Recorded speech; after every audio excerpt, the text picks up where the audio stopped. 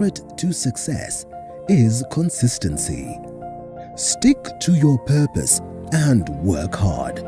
Otherwise, success is just a dream.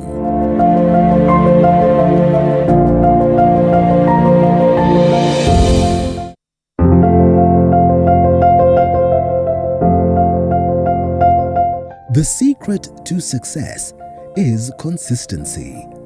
Stick to your purpose and work hard. Otherwise, success is just a dream.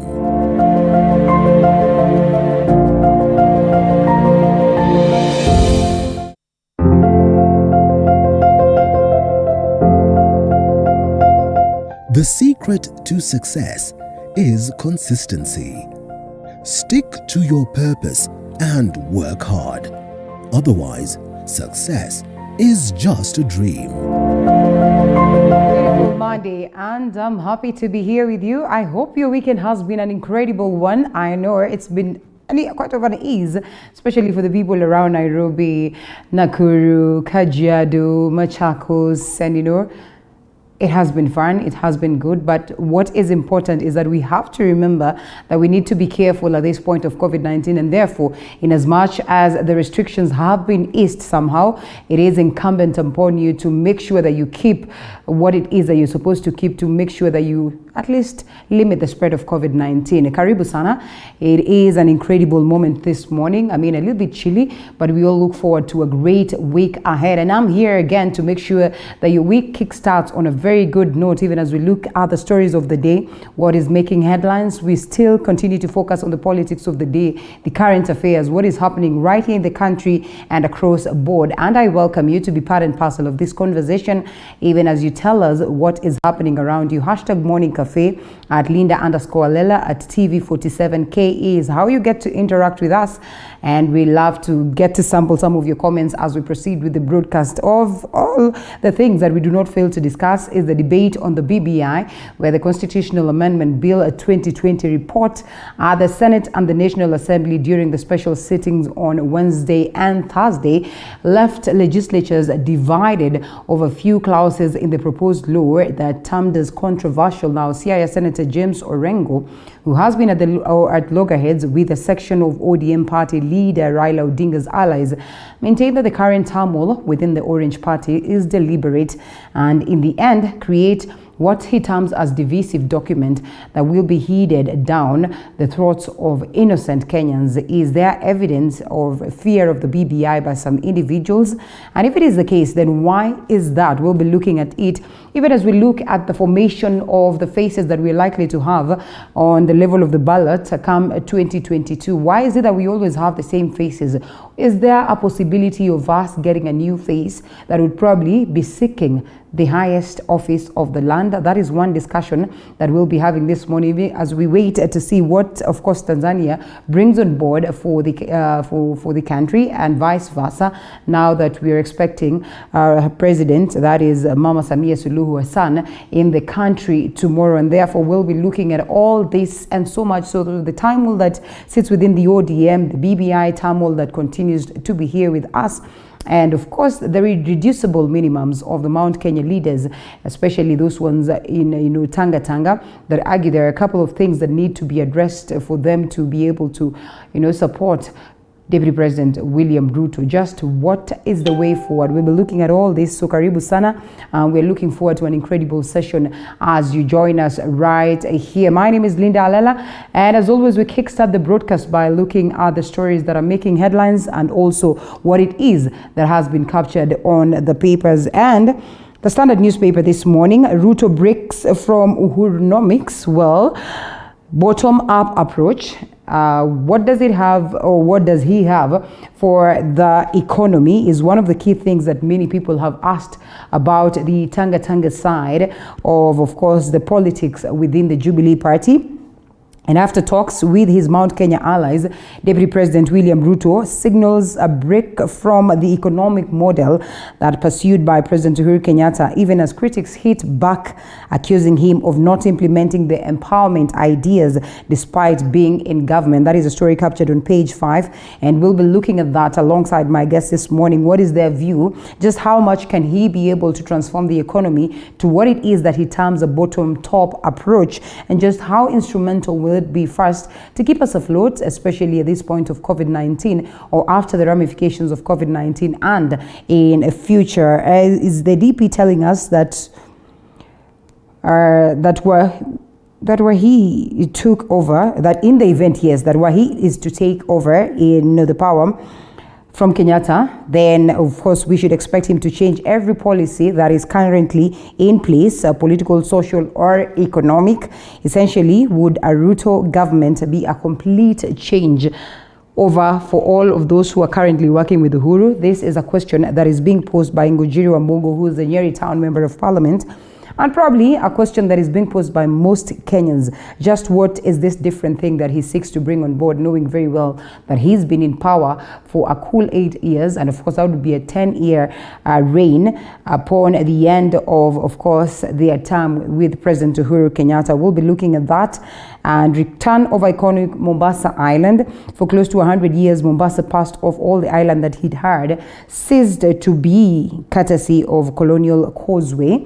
And so now a new 4.5 billion bridge under construction is set to restore it to its isle status. And we'll be looking at that also as we get to proceed.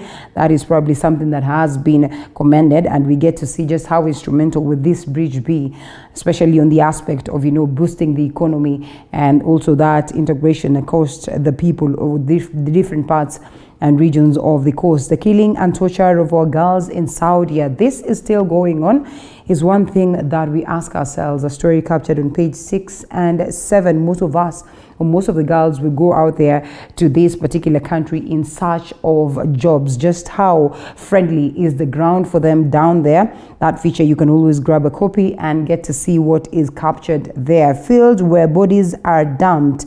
Counties, of course, and these are the level of the counties. A story captured on page 24. Damning revelations as to this, and then you ask yourself what really sometimes informs some of these numerous murder cases that we have witnessed in the recent past, and of course they continue to happen in the country. And labor market in turmoil, business as captured on page 30, that is on the business story. Just what is this that it speaks about? You can always grab your copy and get to understand why the Standard argues that there is turmoil in this particular docket or in this particular sector. Now, doping falsehood headache, that is also on Matter Sports as captured on page 46 and 47. Well, and lots of cases and allegations of doping, especially for the individuals who are getting into the Olympic. And now that we are also almost getting into the Olympic season, so much needs to be looked into that to make sure that we also do not have our own athletes getting into such allegations or landing themselves in trouble for the same. East African media still under threat, and the 2021 World Press Freedom Index shows that free journalism, the main vaccine against disinformation, was completely or partly curtailed in 73% of 180 countries in Africa. That's a story captured on page 20, and across and this is a story captured on page 21. Just how free is the press, and just how are we allowed to go out there and tell the stories just as they are? Most of the scenarios that we've witnessed is that mostly you'd find the journalists are blamed for the numerous occurrences in the country, especially the negative ones. But in an area of social media, probably things might change. And this is page 2 of the Standard newspaper. So much also has been captured. We'll be looking at all this even as we get to proceed with the broadcast. But briefly on what has been captured on the front page of the People Daily, nothing to celebrate about press freedom. And on the very same story, hostility towards journalists and media houses continue unabated in spite of government's word. That is a story as captured on page 7, even as there was that release, as of course earlier mentioned on captured on the Standard newspaper front page, and a different story altogether. Hope for economic recovery after lockdown is lifted. Well, we wait to see just how this will come in handy to address the same. Tourists Flamingo Beach Resort in Shanzu, Mombasa, as you can see. We wait to see whether indeed people are going to take advantage to tour the country or across the different parts of the country upon that lift. And we also look at just how important this is in regards to making sure that, different counties and people are able to, run their businesses as expected. Remember, there were lots of complaints that most people, had their businesses closed down. Most people lost their jobs because of these restrictions that were put on board. And section of Mount Kenya members of parliament endorse Ruto. Well, that endorsement probably was just there, but amidst request and a couple of things that they would want met so that they can also sit on this very party or on this very line and nod. So they would speak after 2-day retreat. Leaders from the region say they are happy with the plans and positions of the DP or what it is that the DP has put on the table, and they embraced his 2022 candidature, saying they will not negotiate with any other candidate who will be seeking votes from the Populars region. A story captured on page 6 will be forming the basis of our conversation this morning, even as the politics of the day gains momentum. And the goodies that we are looking at a glance is captured on the front page of the People Daily. Yes, in return, that is for their support, the region will bag influential positions in Ruto's administration. That may include the running mate slot. And the pledge, leaders have vowed to go all out to sell their man among the constituents and not engage any other person. And 3, on the aspect of economy, DP says current economic model excludes millions of citizens from the economic mainstream, denying them opportunities, and therefore he seeks to address the same and bring the bottom-up approach. On matters politics, Ruto says he will free the country from the shackles of ethnic mobilization that breeds division and hate and move it to one based on development. Probably, speaking of the hustler narrative or the hustler versus dynasty. And number 5, on the aspect of the talks, the teams are to reach out to other players in all regions and sectors of the economy to bring them on board. These are key stories that we look at even as we await the coming in of Suluhu, who comes to seek business solutions. Tanzania president on a state visit to address MPs and meet business community. A story captured on page 2. What good is come out of this for Tanzania and Kenya is a question of wait and see. Crucial week for BBI as House votes. Now, the lawmakers from both the Senate and the National Assembly are divided on how to vote the bill. Is there fear or evident fear for the same? Is a question of wait and see. So make sure that you hold it right there. We'll be having this conversation alongside Barack Muluka and, of course, Honorable Jeremiah Kioni and Honorable Speaker of Nyeri County, John Kaguchia, right here in studio. And later on also, remember, we'll be looking at, of course, reproductive health, and expect, especially we focus much on the women, what really could be informing these high levels of infertility. And of course, could some of them have been acquired? Yes, we'll be having a specialist, Dr. Ignatius, for the same. And crucial week as MPs set to vote on BBI, like I said, is one of the key stories that we'll be looking at. Let's cross what it is that is on the papers as we look forward to discuss that alongside my guests and briefly look at the roads. What is there this morning? Here we are in Nairobi, a chilly morning, pretty much early just yet. Probably you do not expect much, but yes, we can see there's some tenets of traffic across different parts of the city. And here we are. Let's start with Mombasa Road. Mombasa Road, right from this beat, in most cases we go down all the way just to see whether there's traffic. And from Mlolongo, there are some places where you get traffic, as you can see around there. But as you can tell, it eases up going all the way to Syokimau and all the way to this spot of Cabanas bus stop. In most cases, you'd find there's so much traffic here as you connect to Embakasi and also as you connect to the airport road.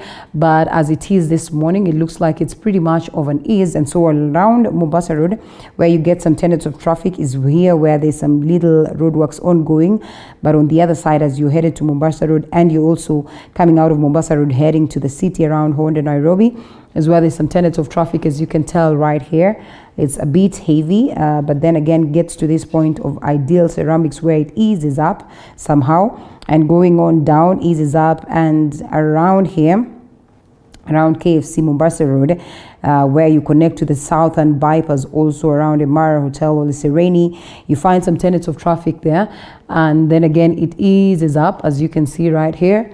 And yes, you proceed all the way, tenets of traffic again around Capital Center. This is actually even as you headed to Mombasa Road and down to the Kenya Institute of Mass Communication and down all to Langata Road, where you connect to that roundabout that drops you at around Langata Road and Lusaka Road. Langata Road is all rosy this morning, no cause for alarm amid the roadworks that also connect you to this point of Mbagathi Way. Evidently the roadworks are there, but does not cause traffic in any way. And this other side, Bunyala Road, as I have said, is pretty much good, no cause for alarm. That actually, Lusaka Road, yes, no cause for alarm. And also down here where you connect to Bunyala Road, evidently also not looking so bad this morning. Some tenets of traffic around there as you get to connect to the roundabout, probably as you get different connections to different ways.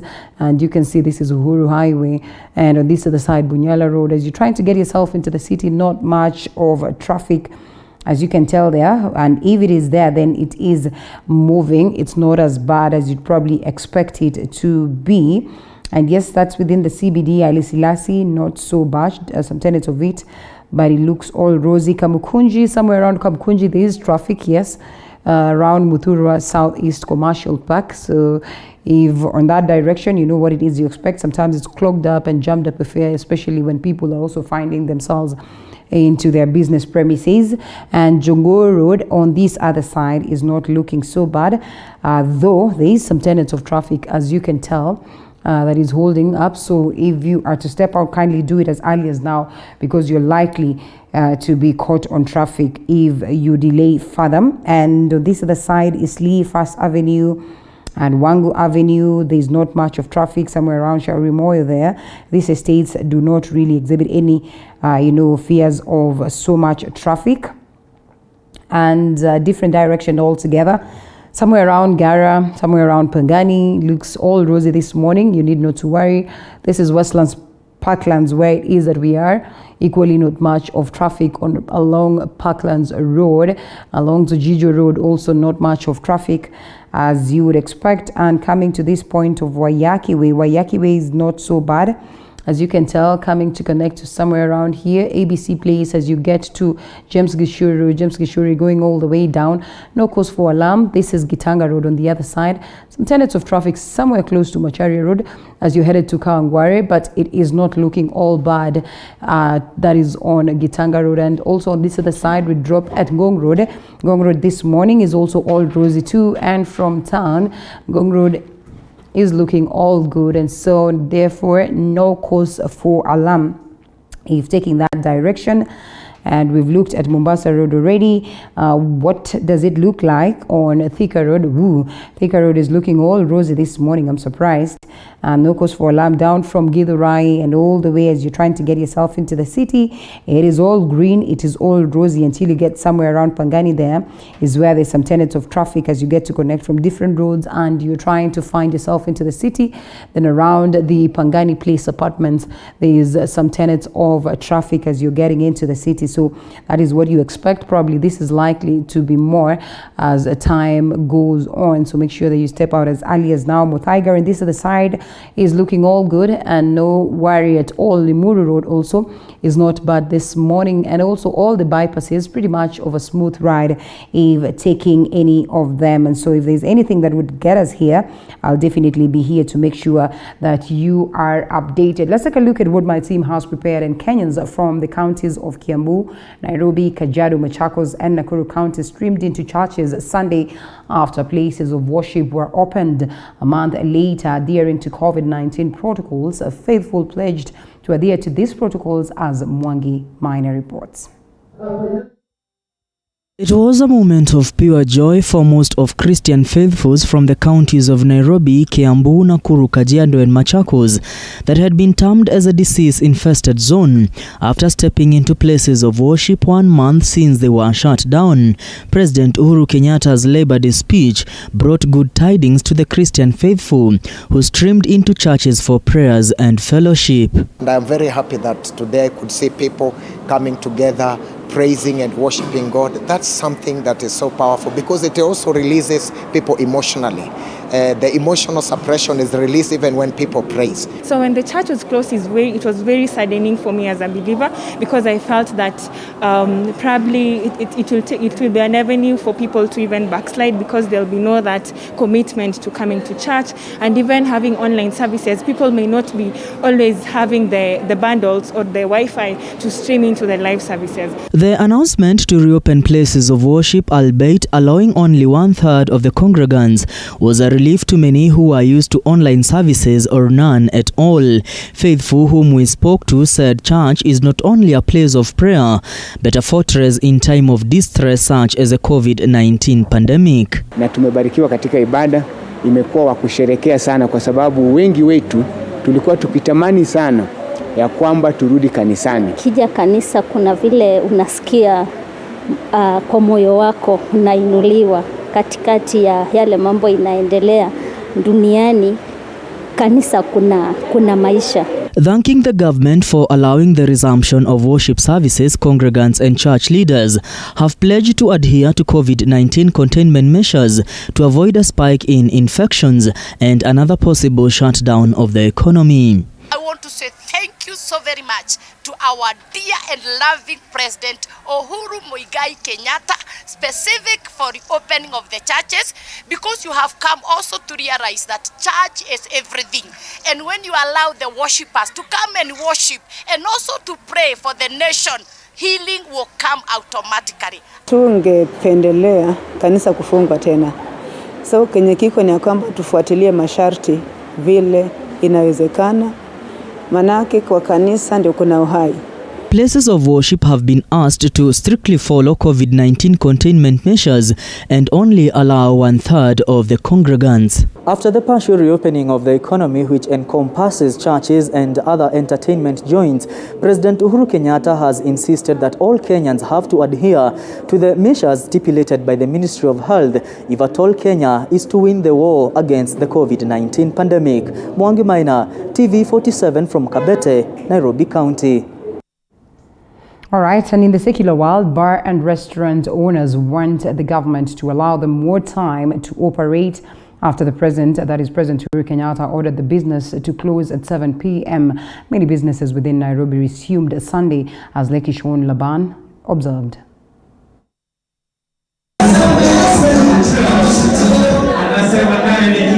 Businesses in pubs and restaurants resumed in 5 counties today following President Kenyatta's order yesterday. A spot check in the city reveals people who have been at the receiving end since their businesses were closed a month ago, ready to bounce back in business. Pubs and restaurant owners have expressed their joy, saying they do not wish to see any other closure of their business in the near future. You know, you remember from last year, it's been on and off.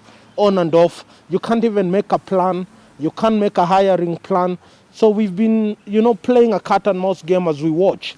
We hoping now that going forward there'll be no more shutdowns, because we also want to plan and grow our businesses and grow our people. Na supply wale watu wa club na kila another wines and spirits imeenda juu zimefunguliwa na watu tayari wanaanza kupeana oda kubwa na tunapata at least tunaweza lipata rent ama tunaweza pata vile tuna stabilize. Employees who lost their jobs due to the closure have also expressed their joy for resuming to work. They, however, want the government to extend their operating hours after President Uhuru Kenyatta ordered that the bars and restaurants be closed at 7 p.m. kwa sababu tulikuwa tunaumia sana. Wengine wetu we are parents, lazima tulishe watoto wetu. Watoto wanafungua shule, tulikuwa ndani ya manyumba. Lakini kwa hiyo yote tunashukuru rais wetu kwa kutufurahisha na kwa kutupendeza sana. Maisha imekuwa ngumu sana kwa sababu tangu wafunge tumekuwa tukihangaika huko na huko tukitafuta kazi, na mahali tumekuwa tukitafuta vibarua tunaambiwa corona.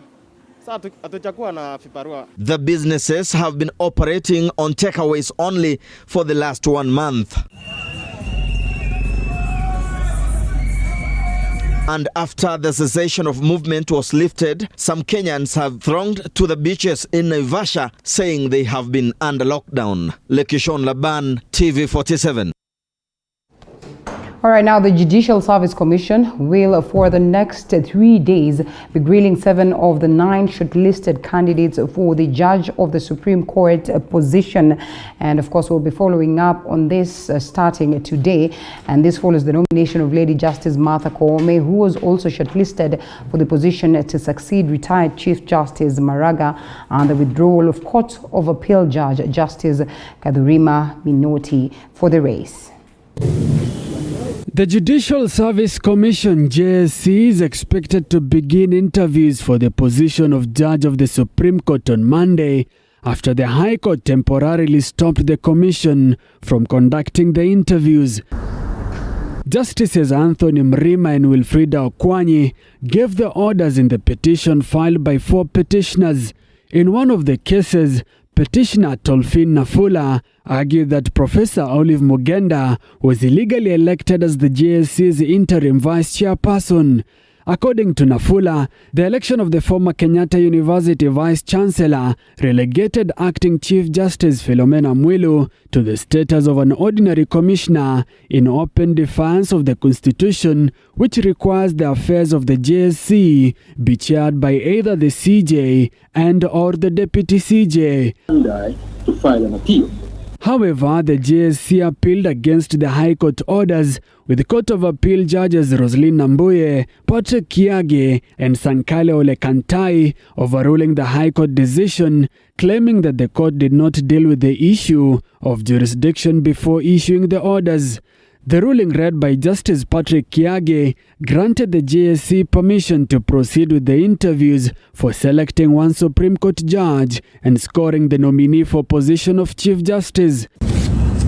The shortlisted candidates to be interviewed by the JSC have reduced to 7 from 9 following the nomination of Court of Appeal Judge Lady Justice Martha Koome for the position of Chief Justice last week and the withdrawal of Justice Kadurima from the race. Security is not my fancy. 5 out of the 10 shortlisted candidates who interviewed for the position of Chief Justice, including Court of Appeal President Justice William Ouko, High Court Judge Justice Said Chitembwe, Labour Court Judges Justices Marete Njagi and Dumanderi, and lawyer Ali Siano are also eyeing the Supreme Court judge position. Baringo-born High Court Judge Justice Joseph Kiplagat is also on the list. He boasts of close to 3 decades of legal experience, serving the judiciary in several parts of the country, including Mombasa, Bungoma, Nyeri and Kericho, before he was appointed a High Court judge in 2000. Lawyer and academician Dr. Patrick Lumumba will also defend his application to sit among the 7 judges of the Supreme Court with his 30 years of experience in the legal field. The interviews will take 3 days. Justices Said Chitembwe and Marete Njagi setting the pace for the rest on Monday. Justice Ndumanderi and Dr. Patrick Lumumba will face the JSC panel on Tuesday, with Justices William Ouko, Joseph Kiplagat and Ali Siano closing off the 3-day exercise. The vacancy in the Supreme Court follows the retirement of Justice Jackton Ojwang early last year. Yeah, right. Okay, here we are.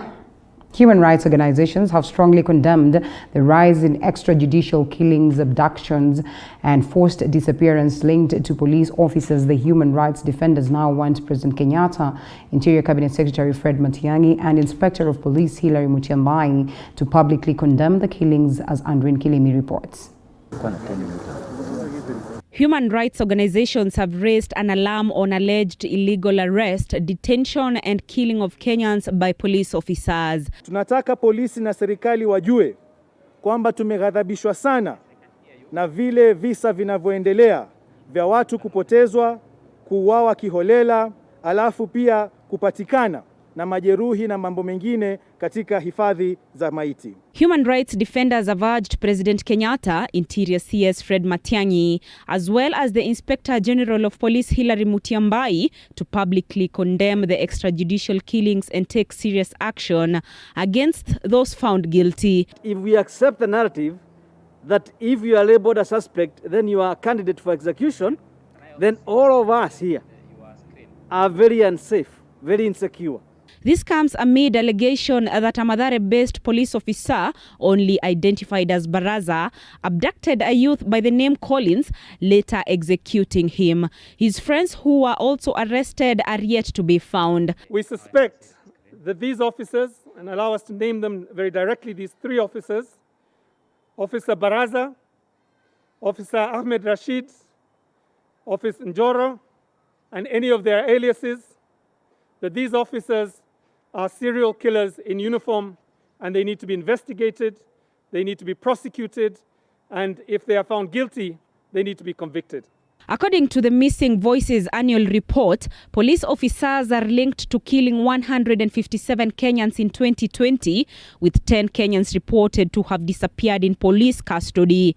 Following the disappearance of the two young men and the killing of Collins, human rights defenders now want an immediate arrest of 3 police officers for capital crimes including abductions and executions. Public condemnation of extrajudicial killings by President Kenyatta, Interior CS Fred Matiang'i and Inspector General of Police Hilary Mutyambai. Urgent investigations by IPOA to establish the whereabouts of Kevin Irungu and his friend. Police rededication to the rule of law, where suspects of all crimes are arrested, prosecuted and taken before courts of law. Meanwhile, investigations are underway into the disappearance of 4 men who went missing nearly 2 weeks in Kitengela. With the increasing number of systemic police and enforced disappearances, human rights defenders have now called for swift action to an end of a reign of terror on Kenyans. Andrin Kilemi, TV47, Nairobi. Well, thanks, Andrin, for that. Now, embattled Nyandarua County Assembly Speaker Ndegwa Wahome has alleged that a senior county politician was planning on his assassination as an option of barring him from participating in the county political affairs. Now, this just days after the High Court Judge Hilary Chemitei reinstated him in his speaker's position after he was impeached in early January this year.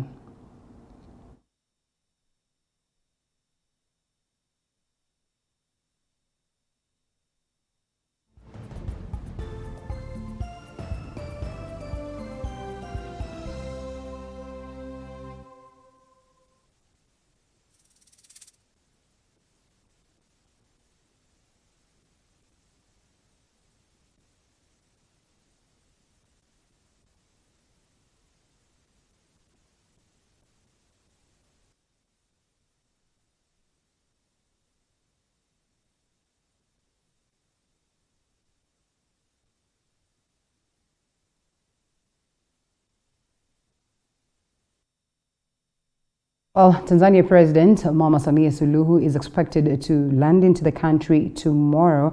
And of course, this will be on a 2-day state visit where President Uhuru Kenyatta will receive her. And of course, this is going to push probably conversations in regards to what she focuses on, the aspect of economy. And of course, she recently toured Uganda for a 2-day state visit where the two counties, or the countries that is Uganda and Tanzania, signed various agreements. And President Samia has been trying to revive Tanzania's relationship with her East African counterparts. Let's take a look at that.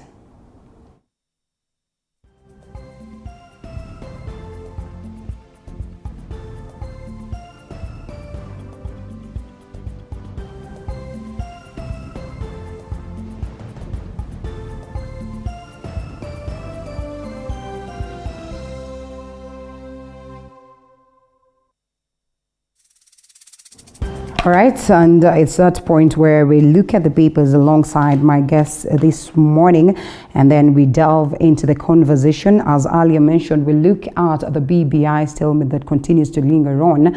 We do not forget to look at, of course, the numerous faces that we have that seek to get themselves into the highest office of the land. And I mean, more or less common faces. The big question is just, why is it that we always have these faces? Is there a possibility of us getting a new face on board? We'll be having this conversation, even as we focus much on what it is that is expected upon that tour of Tanzania's president, that is Mama Samia Suluhu Hassan. Of course, starting tomorrow, a 2-day state visit. What does she bring and what does she get from the country, and what does this mean for East African integration? We do not forget what has played out in the Tanga side, even as a section of Mount Kenya region, leaders have endorsed the presidency of Deputy President William Ruto. If this is going to be the case, in the event that probably the BBI does not sail through, at least to speak of the 2022 elections, based on what it is that we have as the current constitution, that is the 2010 constitution, and therefore that endorsement comes along with lots of goodies for them, as of course was projected over the weekend. And so we'll be looking at all this and so much more. So make sure that you keep it right here and you interact with us. #Morning Cafe at Linda_Alela TV47KE. We value your feedback. We get to sample some of these comments as we proceed with the broadcast. We have Dr. Barak Muluka, who's a communications advisor, with us this morning, and joining us virtually, Honorable Member of Parliament of Daragwa, Jeremiah Kioni, and we also have the Speaker of Nyeri, Honorable John Kaguchia, that will be joining us. They are ready, actually on standby, as we fix Barak's microphone. Let's first engage them. Gentlemen, good morning. Good morning. How have you been? Well, I have been well. We thank God that we are still strong and alive. We have had this difficult time of COVID, and to still have being safe up to this point, you thank God. Nothing much to do with our efforts. It's the mercies of our Lord. That's true. All right. Speaker, one of the people who are watching us this morning sends their greeting. That is Lewis Brown, says, pass my greetings to our speaker, that is Speaker Nyeri County. How are you? Very well, thank you very much, and I received the greetings. We thank God that the country has been opened. The 5 counties particularly now are open. I do not envy His Excellency the President. I know he's an extremely between, because we know very well as a country that the infections have not yet gone down. We still have challenges, and yet there's still very strong push from the economy to have things opened up, because also people are suffering on the other side.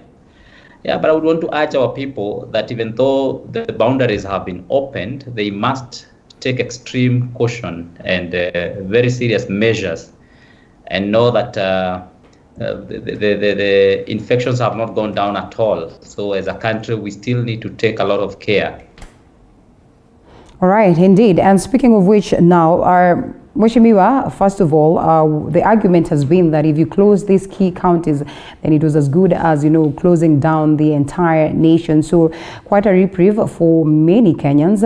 But then again, the biggest question would be, when we're looking at the aspect of Labor Day, and, when we discuss the interests and, the desires and the needs of laborers in the country, many have argued that such has been used so much so for political gains by politicians. What would you make of that particular statement? Well, that to me is a cheap political statements. Okay. People who do want to politicize everything. But again, when the issues of this nature happen, it is true that they affect the effectiveness of us as politicians, and especially those at the top leadership. So without doubt, the lockdown has affected politicians, and especially those who are eyeing the presidential seat, because they need perhaps to start moving around. But it's a question of weighing it. Which way, what do you want to do? Do you want to lose lives? Or do you want to take care of lives? And I would rather that we devise other ways of carrying out our business than losing lives. And I don't think that statement even holds water, because look at what is happening in Juja and other parts of the country where we have upcoming by-elections. I pick on Juja because Juja is a parliamentary seat, but the individuals there are still carrying on their campaigns using the social media and other ways that fall within the COVID protocols. So I believe that even those of us in politics must have been able to come up with other ways of ensuring that they are on track. But I wouldn't want anybody to try and play politics with COVID, because we all have seen this is a very dangerous disease, and it keeps mutating from one strain, and we now have what is happening in India. It makes one very fearful that we don't get ourselves those scenarios. So I would urge my colleagues to cooperate. Like my colleagues have said, this is not an easy thing for the president. Locking down the economy, the 5 counties that you have mentioned control quite a bit of the economic activities in this country. But the prevalence rate was also very high in some of those counties. We even gathered some counties may have been at 80, 85%. And one, as a president, you have very few options available to you. But I think what is also important is, like somebody said, now that the churches are open, or we can be able to go to churches, I would urge that those ministers, the men of Korah, must not get tempted to discourage people from getting vaccinated. I attended a burial recently in my constituency, and I could tell that the minister who was, presiding, thinly was like telling people, it's not vaccine, and I think it is the most unfortunate thing, almost bordering on criminality. If you tell people not to go for vaccination when you know that this disease can take you out in minutes. You'd love to weigh in on that, but I'd rather engage you on the recent report that speaks of East Africa's media still under threat. The 2021 World Press Freedom Index shows that free journalism, the main vaccine against disinformation, was completely or partly curtailed in 73% of 180 countries. A story captured on page 21, that is of the Standard newspaper, and equally on the front page of the Standard newspaper and the People Daily. I am engaging you on this because, well, we understand that you're a communications expert for that matter, have been, in the world of press for quite a while, and therefore probably would be in a better position to tell us whether you realize the differences and the phases that we've gone through, and whether indeed there has been, some progress in terms of ensuring that we enjoy press freedom. Thanks, Linda. You say you understand. I'm a communications advisor. My background... I stand corrected, yes, all right. My background, so that you stop understanding. So that I am... My background is journalism. I cut my teeth in journalism when I graduated from the University of Nairobi in 1983. All right. And I trained at the School of Journalism for my postgraduate diploma in mass communications. All right. I'm a practicing journalist and a columnist. Today is the International Press Freedom Day. Yeah. And that's why there's a lot of focus on the performance of the media, on the scope that the media enjoy throughout the world, or lack of it, conversely, in certain contexts and situations. And it is an annual event, or rather day, that is marked globally. Right. And we do take stock of the space for performance of the press, because the media are hampered by issues of ownership, issues of conflict between politics and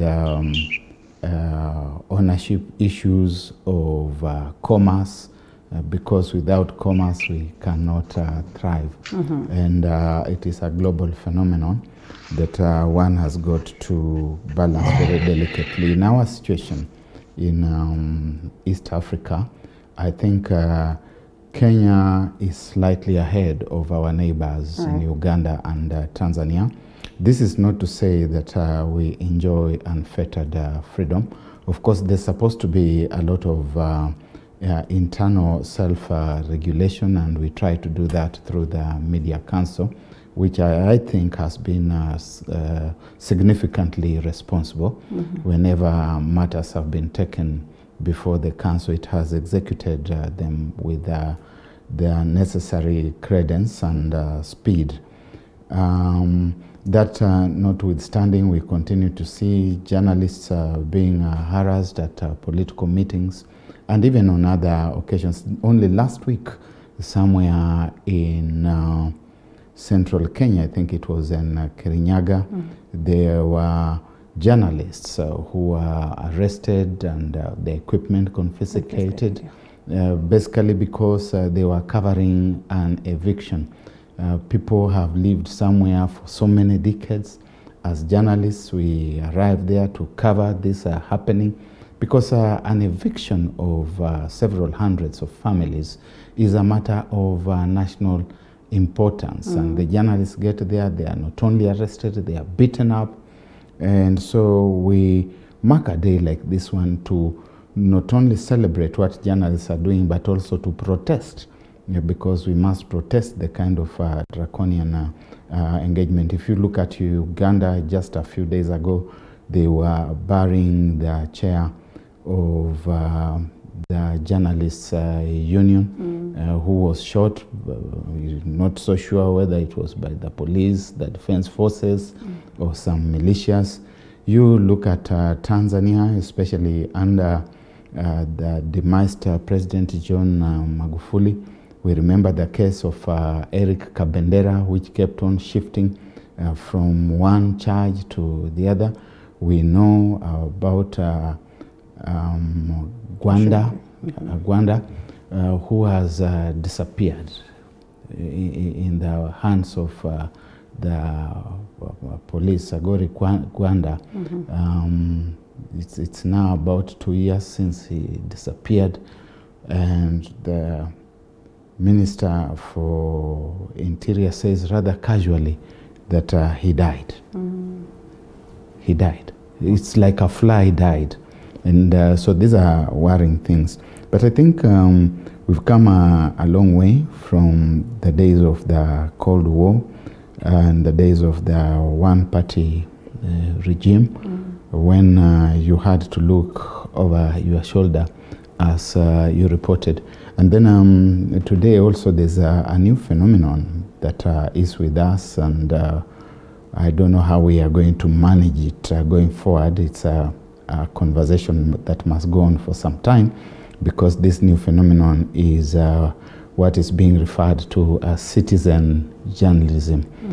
The advent of the smartphone now makes almost everybody some kind of journalist. We have got lots of quacks and dilettantes out there. Something happens and everybody is itching to reach out for their phone to be the first to post. We are seeing fake news as a new phenomenon that we have got to deal with, and which does a lot of harm and damage. And the mainstream media must stay away from the temptation to compete against people who perpetrate fake news. Journalism, the mainstream media must reimagine itself, must reposition itself. It must reassess itself and ask itself what relevance and new roles it can play. Reporting and being the first to arrive with the story is no longer a big thing. Can you help us to get to the depth of things to understand what they mean for us today and what they mean for tomorrow's generations. Sure. All right. On several occasions, I've had to somehow fight with Honorable Kioni because the numerous times he's blamed, the events of the day on journalists and how they are misreporting yes. is one thing. And so I'll not allow him to speak about this. We take a short break and then we come back and ponder on something different, because if I do, again we're going to fight.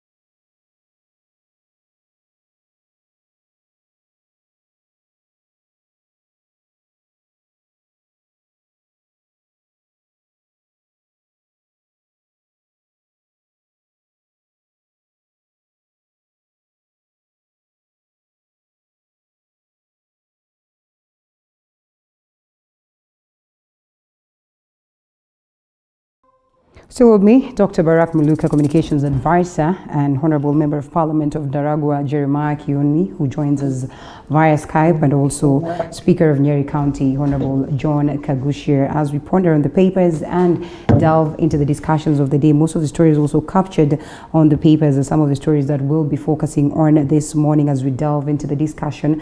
But before we get to that, let's just look at more of what is on the newspaper. Mheshimiwa, you want to say something about the world of journalism, press, and all that? Not Mheshimiwa, Member of Parliament Daragwa. We said you're not going to say anything.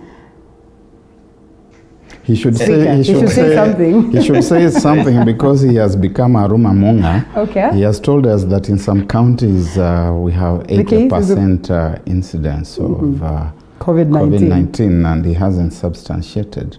If he doesn't, he becomes a rumor monger on this very important Are you day. in a capability to substantiate your statement, Mheshimiwa?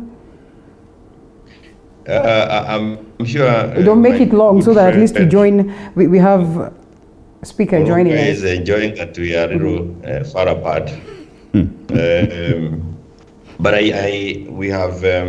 If he wants to get the details, he can always get in touch with the Ministry of Interior. These are statistics that are available in the Ministry of Interior.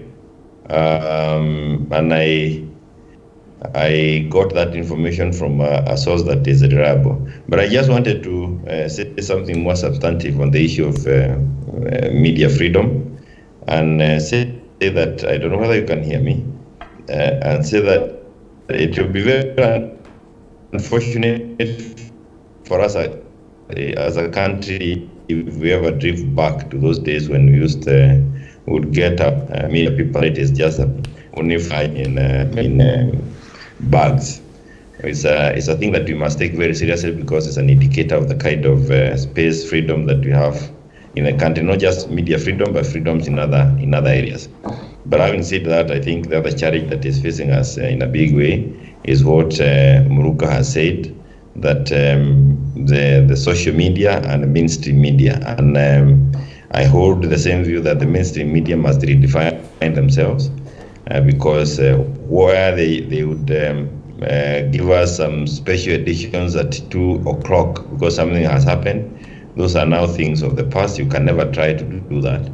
I think they must become more investigative, get in the depths of the stories, so that they cut a different market. We'll be looking for them when you want details or depth of something. You then have to go to the mainstream media. But if you're competing with the same with the smartphone holders, I think then the mainstream media could suffer in a big way. Hostility towards journalists and media houses continues unabated in spite of government's word. And as we stand today, a majority of the scribes argue that there's really nothing to celebrate about press freedom. Briefly, Honorable Kaguchia. Well, I would like also to look at it from a different perspective. My two friends have looked at it from particularly the issue of hostilities and the disappearances. But there's also, in the media, we have a carrot and stick.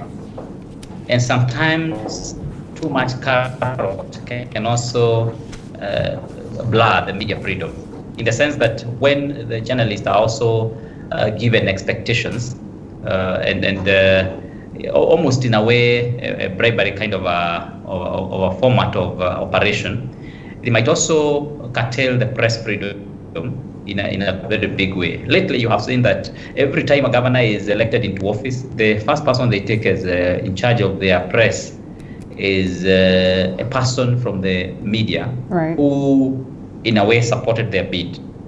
And the same thing has happened. I mean, I can mention many of them. I think there are more professionals as opposed to individuals that supported the bid of these individuals that you're referring to. Beyond that, Linda, yes, the press person will invariably have to be a journalist. Yes. I'm still on with my comment. All right. That let's not defend the media personalities. We are castigating the government when it is very hostile on the media. But also, let us also look inwards and ask ourselves. If you look at the national level, at the county levels, and even at almost all the levels, we have media people who get into government And that to me is one way that may also curtail the press freedom.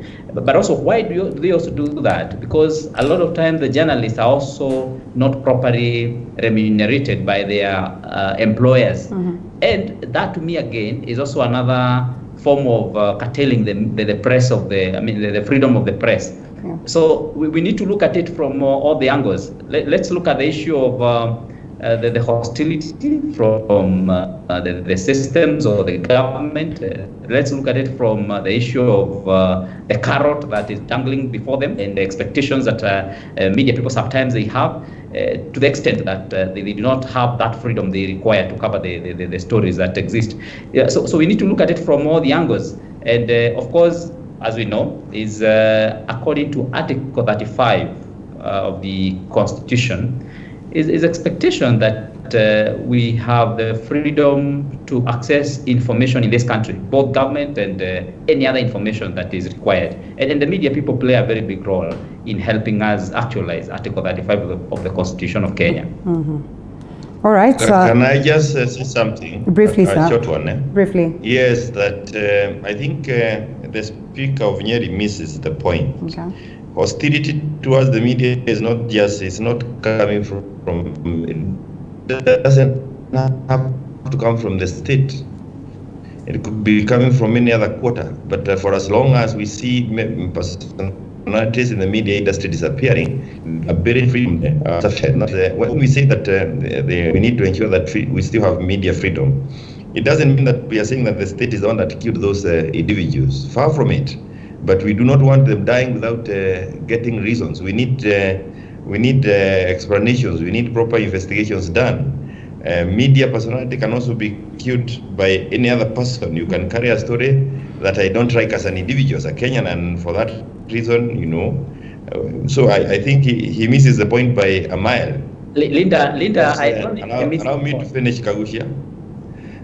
Because he is talking from the 80s and 90s.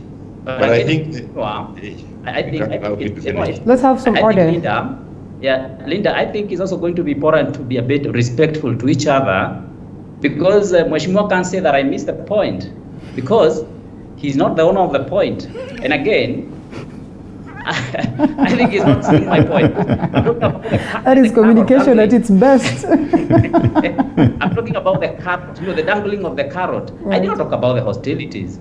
So I don't think any one of us misses the point. Each one of us have our point. So we express our points. Could I then finish my point? Please do, sir. And make it brief. You're the one in charge of this. Kindly do. I was trying to say that the statement of hostility coming from the state are things that used to happen in the 80s and 90s. And we must ensure that we are not captives of the past. There are very many things that needs to be done to ensure that we still have freedom of the media. And the country cannot move without it. But I still think the most important point is what Muluka said, that the mainstream media must redefine themselves by going to the depth of the story. Like now, we should be dealing with the depth of how did this killing come about, as opposed to being fed by the social media. And I think that would be crucial to me from the point of view that we were taking the issue. All right. But the other issues, yes, indeed. We'll be having this conversation for the better part of the week, so make sure that you hold it right here. That is TV47, Home of Untold Stories. I know there's so much to ponder and discuss about this, and therefore we do not cease from doing the same. Now, let's proceed to the other stories as captured. I mean, most of the stories that form the basis of our conversation, probably I'd say it's as good as saying that it triggers the conversation this morning. A section of Mount Kenya members of Parliament endorse Ruto, and I guess it's evident now that initially, because we've spoken about this for 2 weeks consecutively, now we're getting to the third week speaking about this. Honorable Jeremiah Kioni argued that maybe this was more or less like an exit plan, but it's almost cast in stone, or it's clear now that these individuals are out there to, endorse and support Deputy President William Ruto's bid. I mean, look at some of the key things that have been highlighted, or the goodies that come on board in regards to the conversations that they heard. In return for their support for the region, they will bag influential positions in Ruto's administration that may include, being his running mate, that is from Mount Kenya. And well, speaking of the pledges, the leaders have vowed to go all out to sell this individual, in this vote-rich region. And of course, on the aspect of the economy, the DP says that current economic model excludes millions of citizens, and therefore he seeks to get that bottom-up approach. And we hope to see that would play out anyway. If it is not, of course, being endorsed by him or pushed by him, then any other leader. And well, politics, Ruto says he will free the country from the shackles of ethnic mobilization that breed division and hate, and move it to one based on development. We really hope that we would get to that point as a country. Tribalism has been quite a problem, the elephant in the room for the longest of time, especially when we're talking about the politics of the day every other time. After 5 years, it's always extra divisive. Talks, the teams are to reach out to other players in all regions and sectors of the economy. So it's evident that they're out there to support his bid. They were not after an exit plan. What do you say about this statement? Thank you. On this International Day of Press Freedom, I'll be very brutal, Linda. Okay.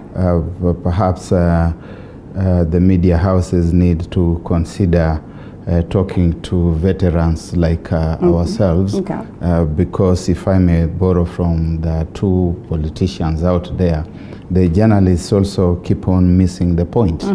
I have looked at all the three newspapers, or 4 of them for that matter, and I have seen that there have been serious misses, people missing the point.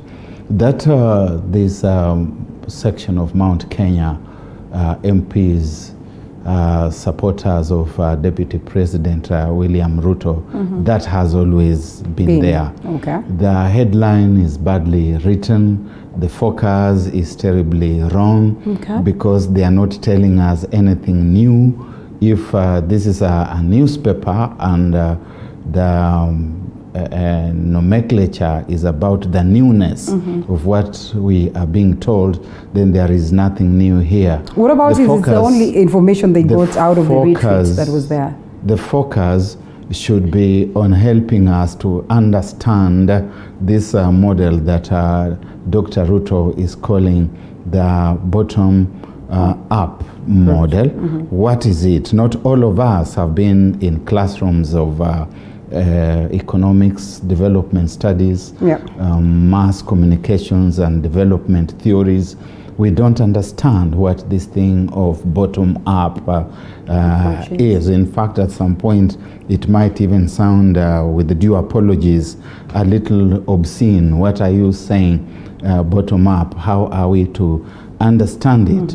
And yet we see that from across the Atlantic, President Joe Biden seems to be saying the same thing, as opposed to trickle-down economics. People are talking of bottom-up economics, which basically means going with the people, involving them in development planning and participating in the growth of the economy and being beneficiaries. And you have to explain this because they are very complex things that people don't understand. You've got to help us to understand that it's about the cooperative movement or model, that if I'm producing my milk, I'll be able to take it to the dairy, and from the dairy it's going to be processed and go wherever, and I'll get my payment at the end of each month. There are things which were there before the Kenya Industrial Estates, that is going to have funds to incubate businesses and so on and so forth. And how does that differ from where we are today? Especially in the aspect of devolution. Devolution is supposed to have taken development close to the people. Is it working, or are we having glorified and dignified state officers at a cosmetic level? How do we make devolution practical. That has not happened. I've seen another paper where there's a screaming headline, Daily Nation. Uhuru's staff test. And I have read the story. I have not found the story. I've seen rumors, innuendo, speculation, and masked sourcing, where you say another source said this, another one said that. A story that has got more than two undisclosed sources is not worthy of publication, certainly not on the front page of the newspaper. Yeah, so media also need to ask themselves what it is that they are telling Kenyans. So this one here, section of Mount Kenya MPs endorses Ruto. It is not a story. It's not a page one story, and it is certainly not the main headline story, the banner headline. I will go with the words of Kaguchia, that you know what, the owner of the story or the idea is somebody else's, and therefore we cannot just quash it like that. We are interested parties. Okay. Yeah, we are the consumers, and as we are the consumers, we are interested in what is on the menu. And if you continue giving us a bad menu, we stop eating from your pot. If we are to overlook what it is that has been captured on the papers, Honorable Darago Member of Parliament, then probably focus on this conversation of the Mount Kenya region and what it is that they seek to focus on come 2022. Of course, after that, retreat again. It is evident that they are not exiting the stage. They are working with the DP. They have maintained that, and this time around, they appear to be very categorical on the same. What would you make of that, having had that argument that we had last week, that when you say that probably these people are in search of an exit plan?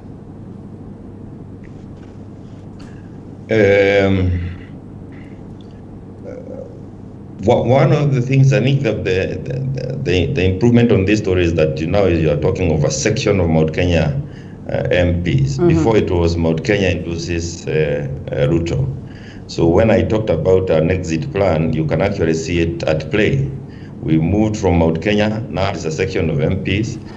And I want to take it a little further and say again, this is my point. I think this is what Kaguchia is saying. But my point, I'm offering it there for criticism. So if it's your point, you keep it.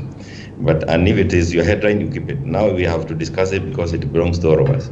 I think the most important thing here is that when you say that it is a bottoms-up approach, you will need to come up with policies that are different from what we have. The menu that we have, we have very many policies that are being put in place by the current government that seems to address the issues at the lowest of the ladder or the pyramid. And I think it will be useful to see what each of the presidential candidate is offering differently from what already is on the table, so that then we can be able to make a choice, because a choice will have to be made next year. And we want to make a choice that is for the better of this country, a choice that improves the state of affairs from where we are. And I believe that we, in going into the depth of the proposals, that is where it will be useful for us. Just a statement to say that we want to approach our economics from the bottom up, I think it is not enough. In any case, we have a lot of policies that have been put in place by the current government that seems to address issues from the bottom. I believe, and I totally hold the view that they are not enough. So we want to see what other policies are you talking about that would help us move faster. But I want to say that this is still an old I don't know whether it was a Saturday or Sunday. It was a Sunday Nation, where we had the same old faces that we have seen over the years. And I believe that there will be some difference that should come from some faces that were not captured by that headline. So while we continue discussing policies coming from the same old personalities that we have known, it's likely that we will be surprised by other phases, but more importantly is the policies that are put on the table. That corner of DP has talked about the issues of the economics and the rest. We also want a corner that talks about corruption, because corruption is one of the other issues that we want to see how potential presidential candidates intend to address it, because it is one of the is a major thing that has put a stop to our economic development in this country. Right. We come back to that point of having the same faces constantly, but not before we allow Honorable Kaguchia also to weigh in on the subject that is at hand. And Honorable Kaguchia, when we speak about this, and we've seen what it is that the DP proposes, at least so far, without having to wait for the media to break down for this, you are at the heart of devolution. Do you suppose then this conversation of a bottom-up approach is one that is right for us to have today? Yeah, well, thank you very much, Linda. And now that we seem to be revisiting this issue of the point, you know, when I went to the university, my Professor Shihanya, taught us that when you give a point, there's usually no wrong point or right point. It's always a different opinion. Okay. And taught us that everyone then must respect each other's opinion, because it's just a different point of view. And so he taught us that there is no right or wrong opinion, it's just an opinion. Well, you have asked the issue of the policies that are being propagated by the DP side. And at least for once, I think it's good. As a country, we need to celebrate the fact that we are starting, slowly though, to start looking at our politics from more of ideologies and more of approaches, because we for once can start discussing an issue of economics as an approach to handle politics. And that is why I think I want to agree with that approach of the bottom up. These are not things that in the past have been mentioned so openly in terms of our politics. Always have been about who supports who and who is going to be with who in the arena, in the political arena. So I want to hope whether the DP is going anywhere in terms of politically, whether he is going to be winning or whether he is not. At least that is one of the things that I can say is positive that we are getting from that side. And I think what I want to challenge every other politician, including even in our devolved setting, our environment, is that let us as a country try to look at ideologies a little bit more than tribes, a little bit more than any other thing. Because if you look at the ideologies, then it means that we are going to generate ideas. And I want to hope that the other grouping that is also forming, maybe the One Kenya, I don't know whether the One Kenya Alliance or any other group, they also come up with a model, with an economic model that they're going to entice the public, that they're going to sell to the public, so that Kenyans can now be able to choose which model do they think addresses their issue better. And I know that is something that can be done, and I agree with Mheshimiwa Kioni that the issue of corruption again is also another issue that also need to be addressed and tackled, not just talked about, but also tackled and dealt with at a very, very serious level. At the devolved level, I think the issue of money trickling down through the counties has been a positive way forward, because unlike in the past where the center ruled, where all the resources came from the center, today we have a little bit much more now coming from and going directly to the villages through the counties.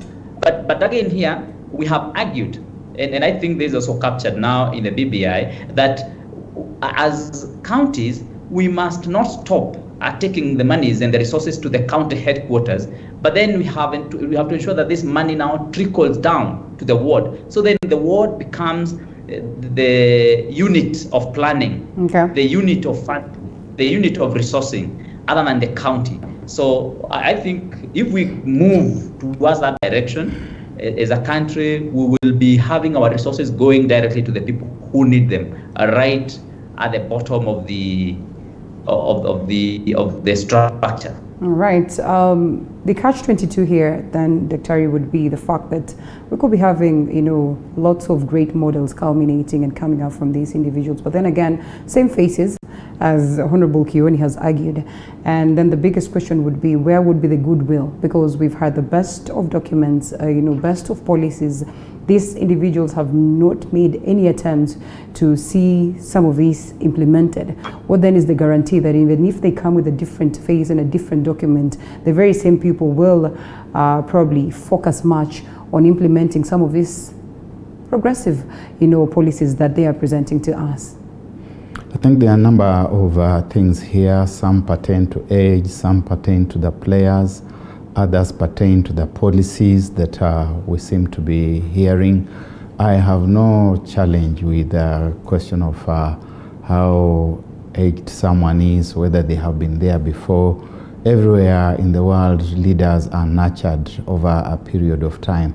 If we look at the United States, which we have loved using as a model, we can see that it's the same faces, whether it is Bernie Sanders, whether it is John Kerry, Mitt Romney, Jeff Bush, Joe Biden, Hillary Clinton. It's the same faces that we have been seeing all through, and they are much older individuals than the people we have in this country, with the current president gravitating towards the 80s. Bernie Sanders, who was his hottest competitor, 79 moving towards 80. So that is a non-issue. When we talk about generations, I'm more mesmerized by generation of ideas rather than generation in terms of age and that kind of stuff. And it's very clear that we have not understood the bottom-up, top-bottom models of development. They are complex things, as I have said. They go back to the post-World War II dispensation, the independence era in Africa, where people who are selling to us theories of modernization were telling us that development would come from certain places and trickle down to other places. In other words, if we looked at what they were doing in a developed country and tried to copy it and transfer it to our situation, it would work. Now, those models were built around mechanization, around industrialization, around measuring the performance of a country through such things as GDP and per capita income, without assessing the extent to which the ordinary people are involved in that economy, such that you are able to say that this economy has grown by 6%, 8%, 12%, without those percentages being felt in the people's pockets and livelihoods. Best examples are slave economies, where the economy does very well, and I have used the example of San Domingo before, what is today Haiti, which thrived in the 18th century, but it was basically a slave economy. Or the Americas themselves, if you look at the United States, you look at Canada, that is where they are coming from. So we are saying you go with the people, the fellows of Kiboswa, instead of sitting on the roadside with their avocados and bananas and potatoes, they are helped to organize themselves in a formation that helps those things to be, first of all, cultivated on a slightly wider and deliberate scale. You don't have to wait for your purpose to ripen and fall, and then they are channeled into a cooperative kind of system, etc., and going up, so that you're a player in the economy. As I have said, I'm not the owner of these models. The owners need to come up and explain, and contrary-wise, the other people must also come and give us their own models. All right, well, and one would be excited to understand just how much more then would need to be done on the aspect of the structures and the systems that we have to make such adjustments, because they're not, adjustments that you just wake up and, develop or, achieve. No, you can't. In a span. And therefore, so we take a short break and then we come back on that very note.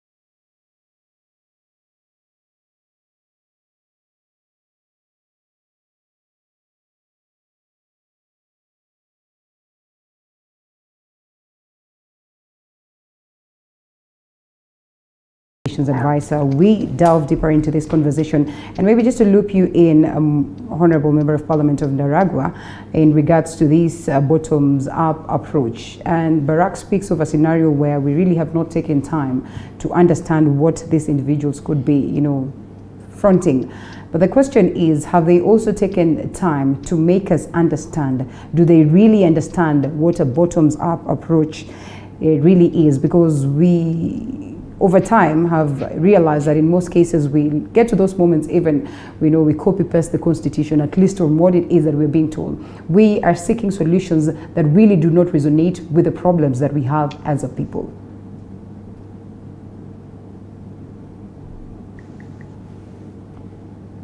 Thank you for that. I think what is important is how quickly we've been able to move from the time when we were talking of kumi yangu, kumi yako. That was the ideology that was sold to us for the last 3 years. But I want to thank everybody, including you in the media and those who've been in many panels, because that has now moved from the table. It's not a question of what you are promised or somebody promising you. It is a question of you earning a place in the leadership of this country. Yeah. And it is it's good for us that now we are talking about what do you want to do for this country.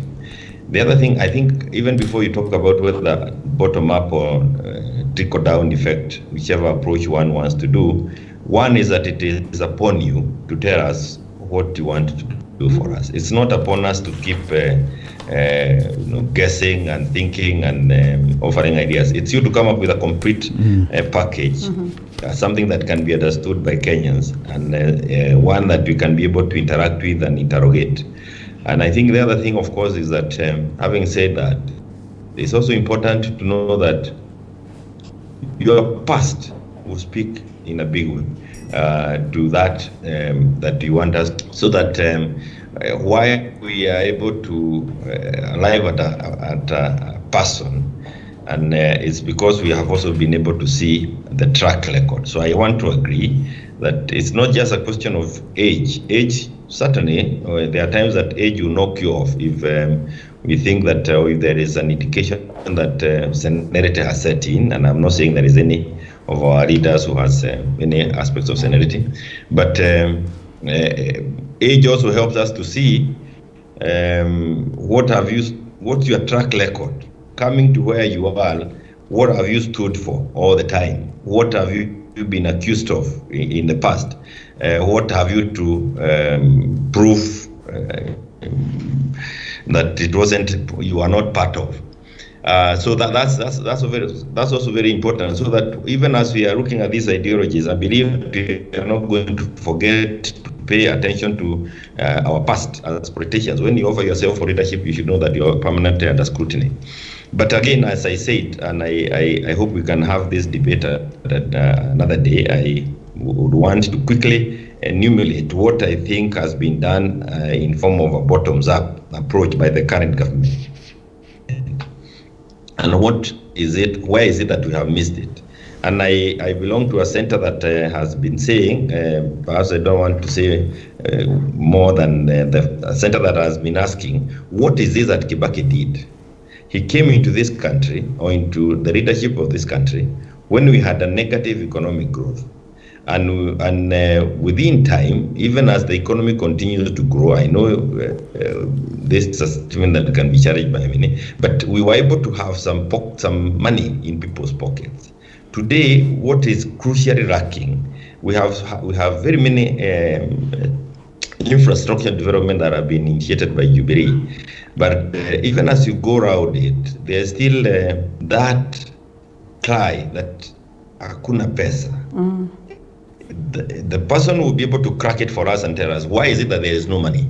Why is it that there is no money in our pockets while we have all this infrastructure? Who is this who can be able to tinker with what is happening and ensure that we have money in our pockets? What is this that needs to be done? I think that is, those are the answers that would be useful. That's what I would personally be looking forward to. What ideologies, what policies, and what is it that he needs to do? How does he understand it? Then we'll be able to discuss all these things when they are put on the table. All right. Well, Honorable Kaguchia, from that very point, I mean, he is down into devolution, probably, or getting to 10. We still talk of teething problems. We still talk of, the difficulties that we have in disbursing monies to the levels of the counties. We all blamed it on IFMI, and so much so. And we are getting to that point where we still have these complaints up to date. The structural issues that we have, that bedevil us. Do you suppose that, despite the best of models, it would be easy to incorporate that into the system and achieve something within the timelines that these individuals speak of? Why models are important in any country is, if you can remember when we started with the Honorable Muluka Karue in 2004, when he came up with the idea of CDF, and you see that was a model to take resources back to the grassroots. And when that was implemented, it came with a lot of positive impact in our society and in our community. You can remember before then, the only bursaries that we used to have were the Ministry of Education bursaries. And at that point again, what we had as a bursary again was very little money coming from the local authority. And that was not getting really to our population. But with the CDF model, it brought a very serious impact on our people. Now, if you go to the devolution again, now that came with the 2010 Constitution, again, it also brought a lot of goodies with it to the population and to the grassroots. Of course, as you have clearly put it, it doesn't mean that we do not have challenges. We still have a lot of challenges with the devolution. And some of the challenges would be the natural problems that we have of inefficiencies in our country, which with time I hope we can be able to fix.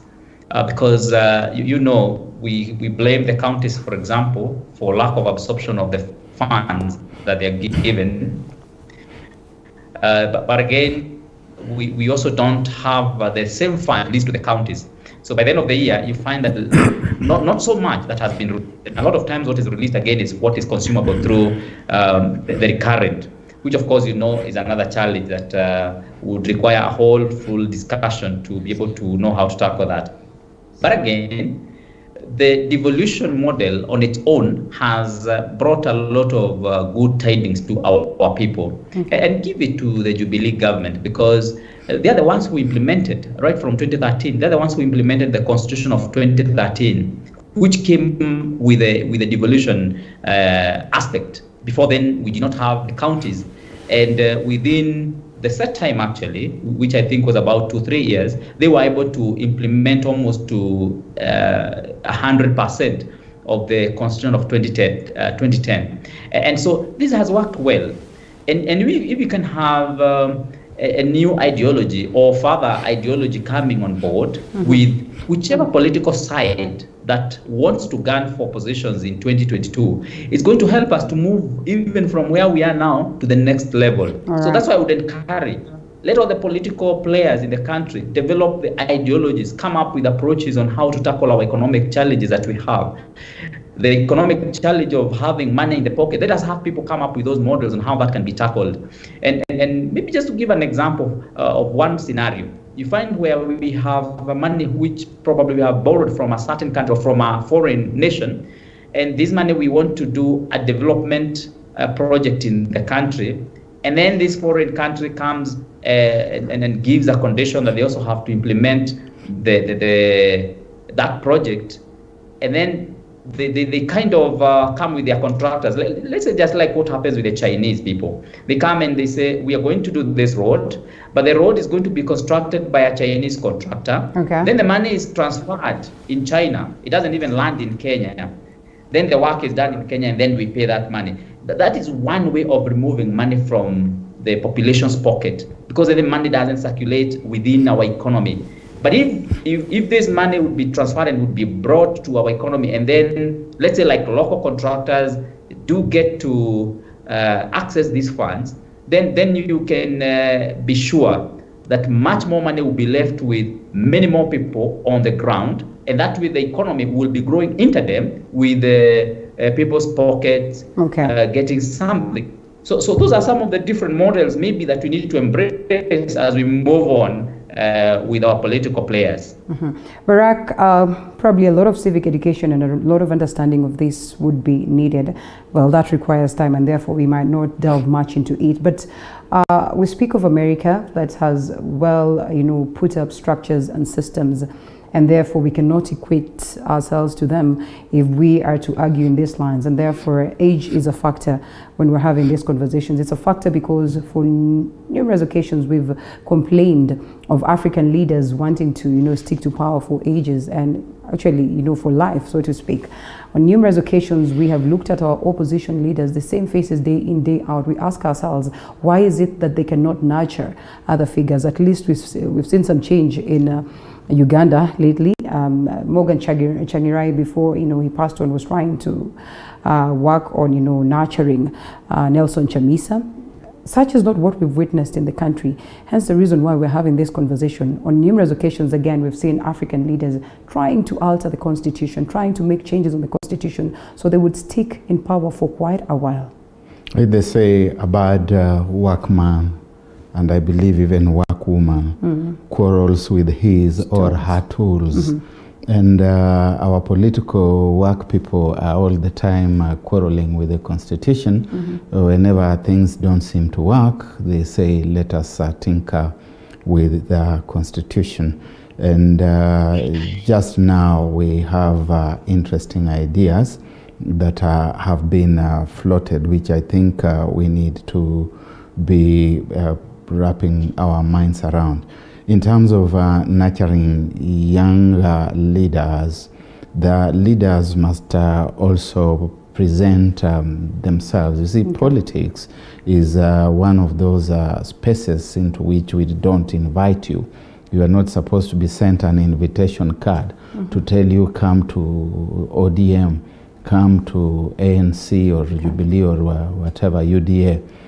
You also start gravitating that way.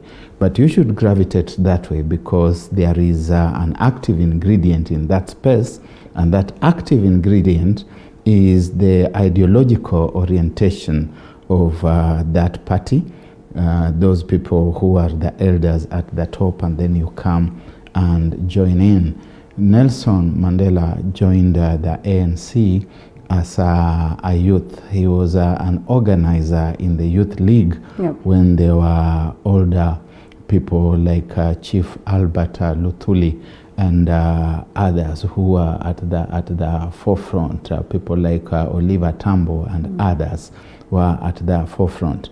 But as a footnote, and I've had my two colleagues from the other end, Ndaragwa is asking, President Kibaki did all these things, Jubilee is doing all these things, and we are not ending up with money in the people's pockets. Who can explain to us why this is not happening? When you come up with top-heavy, mechanized, infrastructural projects that have nothing to do with organizing the wealth around the people and organizing the growth of the people around the wealth, those structures become just that. They lead to nowhere.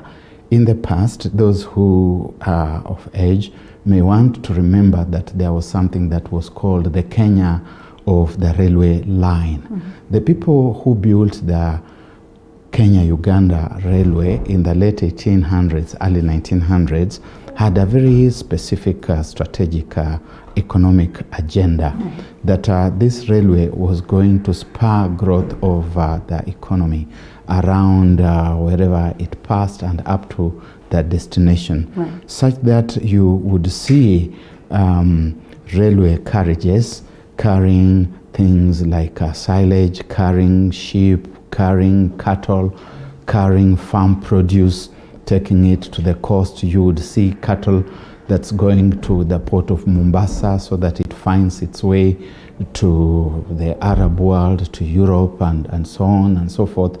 You don't just come and do a railway line as a cosmetic feel-good factor which you come up and keep on saying, we built this railway. How is it transforming the people's lives?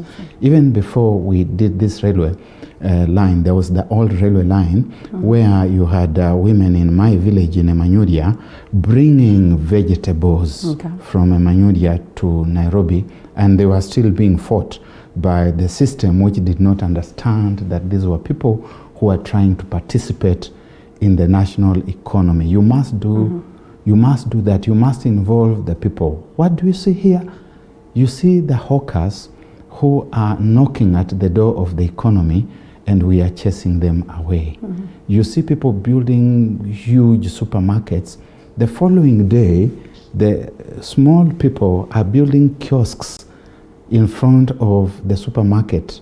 And if you do not deal with these small people, you will not do business. So how do we open up the space for these people? But the owners, as I have said, of this bottom-up model have got to come and explain it to us. And their opponents must similarly come up and tell us why they think this cannot work and give an alternative model.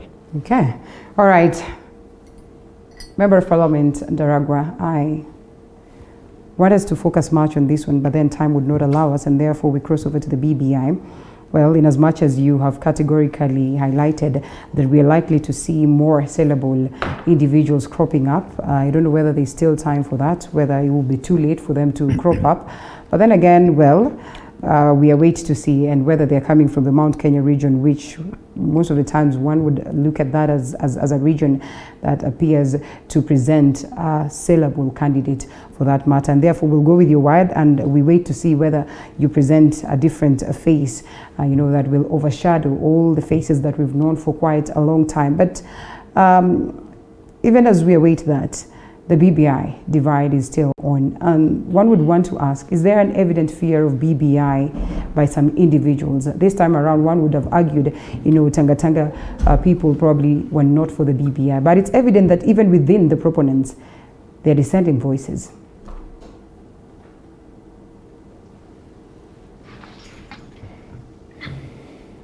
You can hear me? Yes. Thank you. I think now that you've brought in the issue of BBI, it's also important to throw it into the mix, even as we talk about the different economic models that presidential candidates may come up, or presidential teams may come up with. It's also important to note that they will be guided by the 2010 Constitution and the BBI, and I'll talk about it in a minute. And it will also be telling, if you have always been so opposed to the 2010 Constitution, the BBI amendment bill or amendment proposals, then we'll be asking ourselves, are you coming on board to just introduce another constitutional amendment? Are you and that which we have secured for ourselves using 2010 and BBI amendments, are you going to scatter it around? Those are issues that will weigh heavily in our mind when we are deciding on which way to go. Let me also say that I think there's another thing that we could easily be missing out. We have devolved units. And devolved units have the opportunity of coming up with their own policies that can help the region, the county, to develop. When you look at different governors, you'll actually see, and different county management groups, you'll see those which have had an impact on their people and those that may have just been idling around. Again, these are things that we will be paying attention to. More so would be how would your candidature, how would your presidency be able to influence the developmental approaches or development issues that will be coming out from the counties? Are we going to just leave them to run on their own platform, or are we going to try and integrate it in some manner so that the country is able to move on?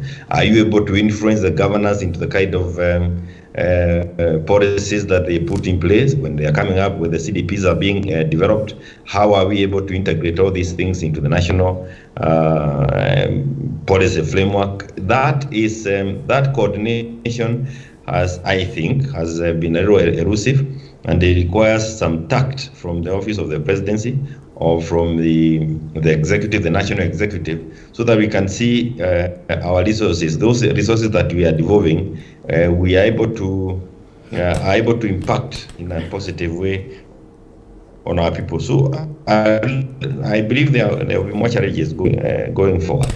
On the issues of BBI, without doubt, we expected that these views, when debates are coming at the National Assembly and the Senate, these are the views we wanted to hear. And amazingly, I was seated in Parliament the whole of, I think that was Thursday, when we discussed the BBI.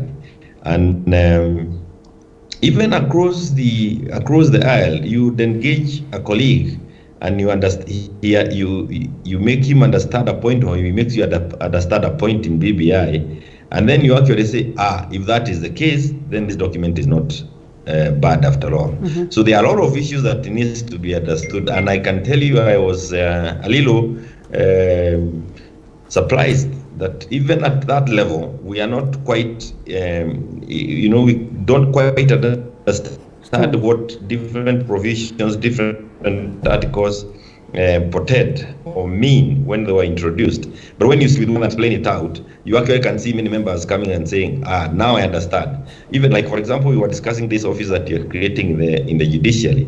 And when people are made to understand that the office is not coming to discipline judges, It is just an office that is coming to do investigations and will be reporting to the JSC. The issues of discipline is still left to the JSC. Then our people are saying, then I understand. Would we then be justified to argue that this was a rushed process, Mheshimiwa? Would we be justified?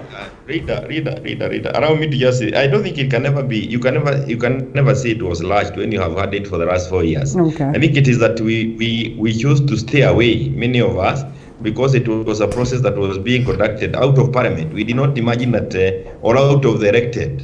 We didn't get to the view that even a popular initiative is an initiative that we need to get interested in, and not wait until the end part of the game. But having said that, I think it is also good to agree that the ODM side doesn't seem to be quite reading from the same script. Perhaps not because of the content of BBI, but I think a lot more to do with the politics within the party. And we hope that like it has been done in Jubilee, again, the order will also be called from that part of the coalition, because we can tell that when they come to speak on the floor, there is quite a bit of, personality clashes, more than ideological differences. Or it's really a question of who are you to speak when I'm speaking? Who are you to try and inform me on a legal point? Then what does the legal point say? Okay, interesting conversation right here.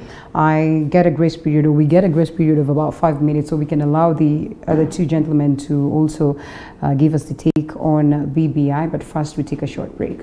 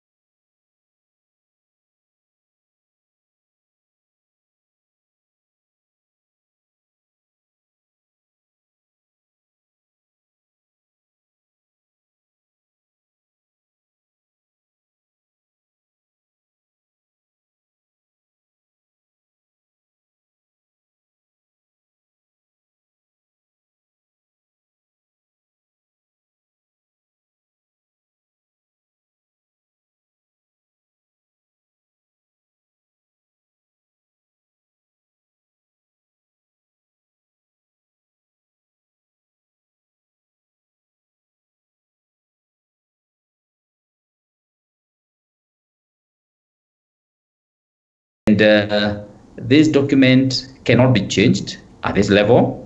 And at the same time, it was not changed at the level of county assemblies because there was no provision to change it. And what we expect now going forward is that the National Assembly and the Senate will pass this document. And should they not pass it, it still does not make it not go through the full process. So we expect that the president will still receive the copies or the document or the resolution of the Senate and the National Assembly, and will still have to send it to the public for a referendum. If anyone, Orengo and his team, do not agree with anything in that BBI document, then they would have to go and face it off on the ground with the other politicians or with the population.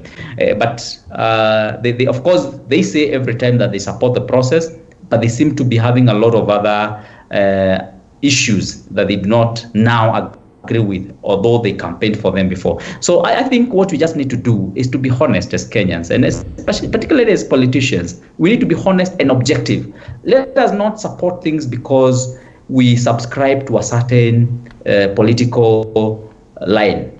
Let us support something because we know it to be right. And particularly personally, I've been on record. Of course, I support, by and large, a lot of the provisions that we have in the BBI. But the point that I don't support, I have been on record. I have submitted even the memorandums challenging the areas which we do not agree with through the County Assemblies Forum and also through our county assembly also. So what I think we need to do is just be honest as politicians and be objective. And we support if we support, and what we don't agree with, we put it. And of course, we have to agree that democracy is where the minority will have their say, but majority will have their way. So in this case, let us allow the document now to go through the process. It is where it is, and it is now on a natural progression. Neither passing nor failing it will now matter so much. What is not honest in Orengo highlighting, some discrepancies he notices or a problem that has arises, and when he claims that the initial BBI report was altered by some individual, what is not honest when he maintains that the current turmoil, within his very own party is deliberate, and if such is not addressed, then it would mean we'll have a divisive document that will be heaved down the throats of innocent Kenyans. What is not honest in that? I think one of the things that we don't appreciate as a country is the dynamism of things, the dynamism of individuals, the dynamism of processes, the dynamism of institutions. We are caught up in a trap of stagnation, of stasis. Hence, you will hear somebody like my good friend, the MP for Ndaragwa, caught up in a trap saying, you did this, you opposed this, you opposed that. As a Christian gentleman, when I read the Bible in the Acts of the Apostles at chapter 7, I see a young man called Saul who is persecuting Christians. And when I read in the 9th chapter, I see him still breathing fire and murder against the Christians. And in the 10th chapter, I see him transformed and preaching the gospel. And today, when I read the New Testament, more than 50% of it was authored by this young man who was called Saul, who became Paul.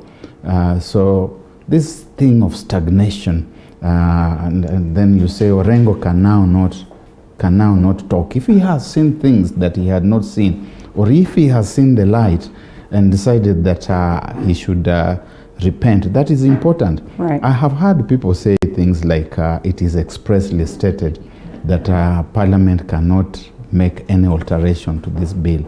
I have looked at Article 257. In fact, I've gone back and looked at 255, 256, 257. I have not seen anywhere where they say, and Parliament cannot change, that it must accept or reject as it is.